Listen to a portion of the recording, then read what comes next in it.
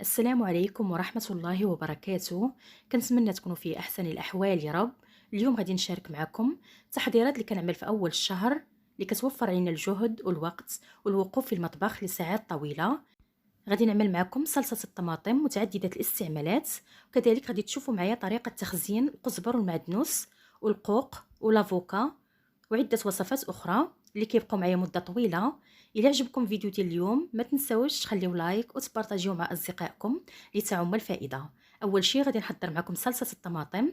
أنا عندي هنا 3 كيلو، نزول لها الراس ونقطعها على هذا الشكل هذا. من الأفضل نختاروا الطماطم يكون اللون ديالها أحمر. صلصة الطماطم ناجحة 100%، متعددة الاستعمالات، ممكن نعملوها في الليبات، في البيتزا، في الحريرة وفي عدة وصفات أخرى. كنعملو كمية كتيرة ونحتفظوا بها في المجمد. كل ما احتاجينا كنطلعوا الكمية اللي بغينا. نقطع الكمية ديال الطماطم اللي عندي كاملة، نوضعها في الطنجرة. أنا ما غاديش نضيف ولا نقطة ماء، فقط الطماطم. غادي نغطي على الطنجرة ونوضعها على نار متوسطة. في الوقت اللي وضعت الطنجرة على النار خديت جلبانة أو البيزيليا. أنا عندي هنا 3 كيلو ديال الجلبانة، غادي نقيها ونغسلها مزيان. من بعد كنوضعها في مصفاة ونخليها حتى تقطر من الماء تماما. من بعد خديت الفول حتى هو غادي نزولو من القشور ديالو. انا عندي هنا 3 كيلو ديال الفول، نزولو من القشور ديالو. من بعد غادي نغسلو مزيان ونوضعو فيه مصفاة ونخليه حتى يتقطر من الماء تماما. وغادي ندوز باش نحضر القوق. اول شيء كنزول داك الراس اللي كيكون لتحت، من بعد كنزول القشور اللي كتكون في الجوانب على هذا الشكل هذا. طريقه سهله نقاو بها القوق. من بعد كنزول الوسط كنخليه هو الاخير باش القوق ما يكحليش. كنزول الوسط على هذا الشكل هذا. من بعد كنوضع القوق في عصير الليمون الحامض باش ما يكحليش. وكنستمر بنفس الطريقه. اول شيء كيف قلت لكم كنزول القشور اللي كاينه في الجوانب،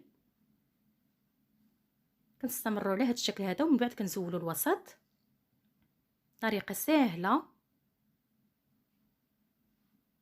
من بعد ما كنكمل الكميه اللي عندي كامله ديال القوق غادي نوضعها في عصير الليمون الحامض باش ما يكحليش. في هذه الاثناء انا واضعه طنجره فيها الماء على النار، غير يوصل الماء لدرجه الغليان. غادي نوضع فيه القوق اللي نقيت. غير طلع الغليه مع القوق نزولو من الطنجره ونوضعو فيه ماء بارد جدا. من بعد نصفيه من هذاك الماء ونخليه حتى ينشف مزيان. من بعد ما وجدت الطماطم كنطحنها مزيان ونصفيها في مصفاة. ضروري ما نصفيوها لانني انا عملت معها القشره ديالها. كيف كتشوفوا صلصه الطماطم جا اللون ديالها احمر وكتجي ثقيله ما كتجيش خفيفه، ناجحه 100%.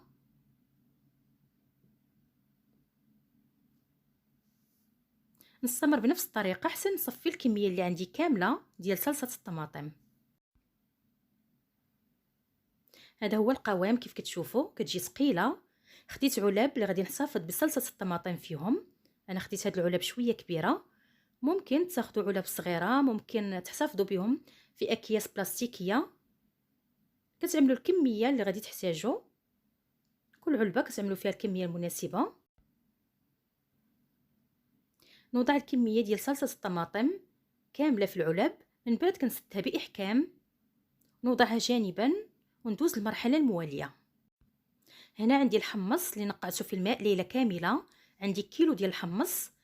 من بعد ما نقعته ليله كامله غسلته مزيان وصفيته في هذا المصفاة.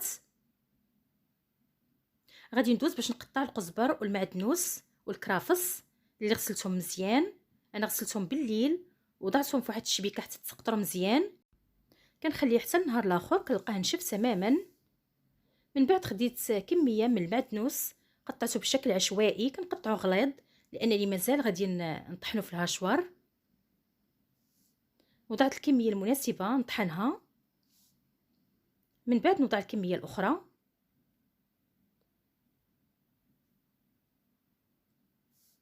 طريقه عمليه كنكمل بسرعه. انا عندي هنا 3 القبطات ديال المعدنوس و3 ديال القزبر و3 ديال الكرافس. كنقطع الكميه اللي بقات لي ديال المعدنوس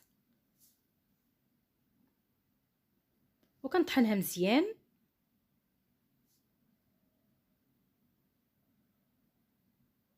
كنوضعها في هذه العلبه. بنفس الطريقه غادي نطحن القزبر والكرافس، طريقه سهله كيف كتشوفوا. وهاد الطريقه ديال التخزين اللي غادي نعمل معكم اليوم كيبقى محتفظ باللون ديالو، ما كيكحلش، وكيبقى معايا مده طويله.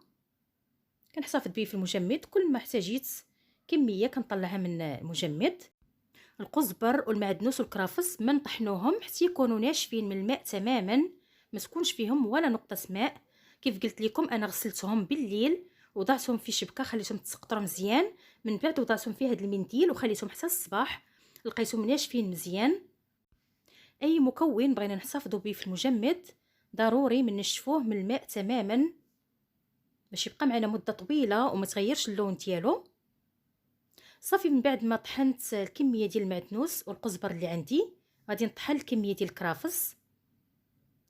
كيف كتشوفوا كنقطعها بشكل عشوائي ومن بعد كنطحنها في الهشوار، طريقه عمليه.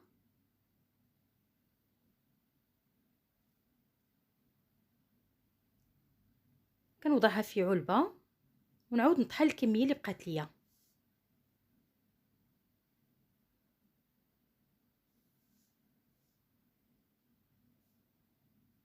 نطحن هاد الكميه ديال الكرافس اللي بقات عندي بنفس الطريقه ونعاود نرجع معكم.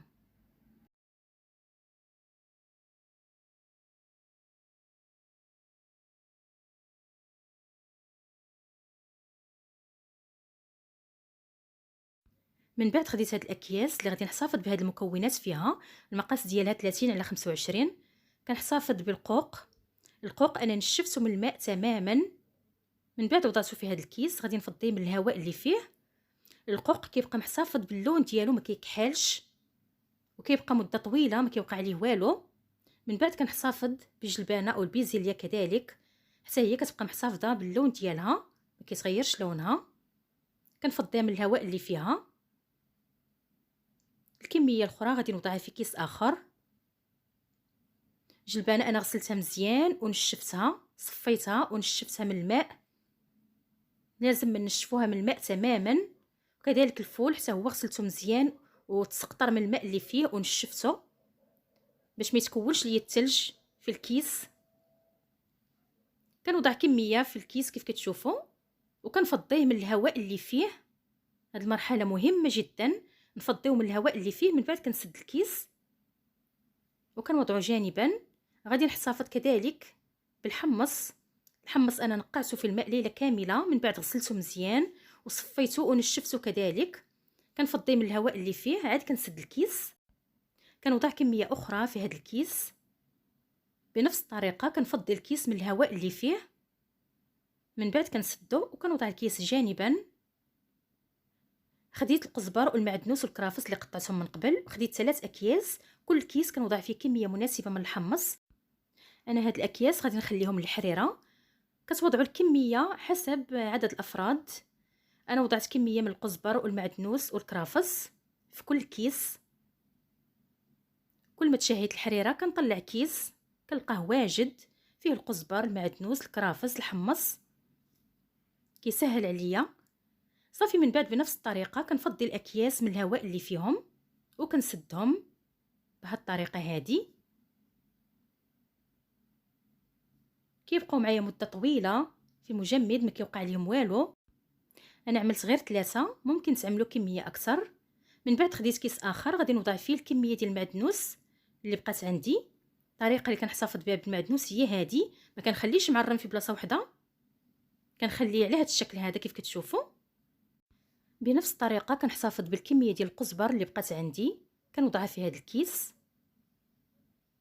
هذه هي الطريقه الصحيحه باش نحتفظوا بالقزبر والمعدنوس والكرافس، ما نخليوش هكا معرم في بلاصه واحده. كنحاولوا اننا نبسطوه بيدينا على هذا الشكل هذا. كنفضي الكيس من الهواء اللي فيه، عاد كنسدو. الكميه ديال الكرافس اللي بقات عندي حتى هي غادي نوضعها في هذا الكيس بنفس الطريقه. كنفضي الكيس من الهواء وكنسد الكيس على هذا الشكل هذا. وندوز باش نحضر معكم لافوكا.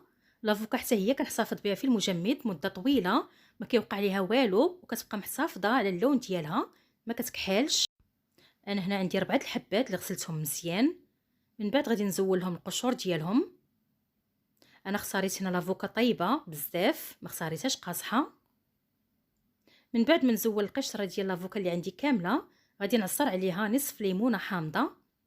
الليمون الحامض هو اللي كيخلي لافوكا محافظه على اللون ديالها، ما كتكحالش. واخا كنخليها مده طويله في المجمد كتبقى على اللون ديالها. نعصر عليها نصف ليمونه حامضه ونحتفظ بها في هذا الكيس. نفضي من الهواء اللي فيه، من بعد نسد الكيس باحكام وندوز باش نحضر البرتقال. انا عندي هنا 2 كيلو من البرتقال اللي غادي نزول لهم القشره ديالهم. نحاول انني نزول هذيك القشره البيضاء.